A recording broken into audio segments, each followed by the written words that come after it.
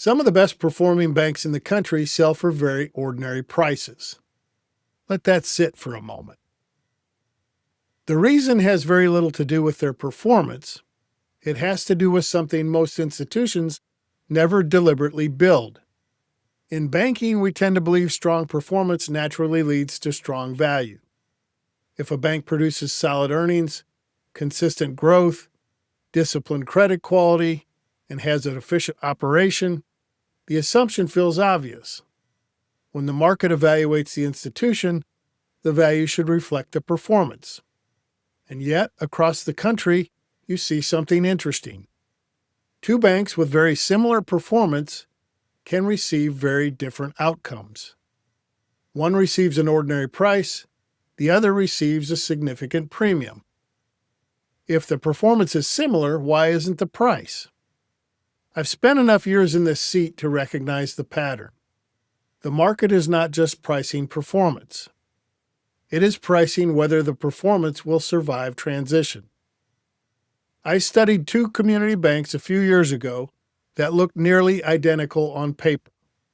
Similar asset size, similar return on assets, similar growth, similar credit quality. If you only looked at the metrics, you would expect similar outcomes. But when the market evaluated them, one received a very ordinary price, and the other received a significant premium. The difference wasn't performance. In one bank, the performance lived inside the institution. In the other bank, the performance lived inside a few key individuals.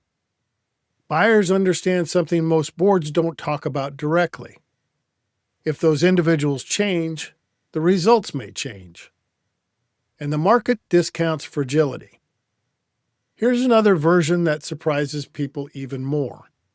Sometimes a bank with fairly ordinary performance receives a surprisingly strong valuation. On paper, the numbers are average. The ROA doesn't stand out. Growth is steady but not remarkable. But when the buyers look beneath the surface, they see something different. They see leadership independence. They see customer relationships that belong to the institution, not one lender. They see systems that can scale. They see performance that is transferable. Even if today's performance is ordinary, the structure tells the market the future can survive change. Over time, a simple equation becomes clear. Premium value equals performance multiplied by transferability. I'm going to say that one more time. Premium value equals performance multiplied by transferability. If either variable is weak, the outcome compresses. Performance builds strength. Transferability determines what the market will actually pay. If you map this out, four structural positions emerge. When performance is low and transferability is low, you have structural deficit. There isn't much strength today and little structure to build on tomorrow. The weakness is visible. The risk is obvious. When performance is high, but transferability is low, you have fragile performance. The results may look strong, but they are concentrated. They live inside individuals, not inside the institution. If leadership changes, if key lenders leave, if relationships shift, the results may not survive. The performance is real, but it is fragile, and the market senses that. Many strong banks sit here, and most don't realize it. When performance is moderate, but transferability is high, you have embedded potential. The numbers may not impress at first glance, but the structure is sound. Leadership is independent. Relationships are institutional.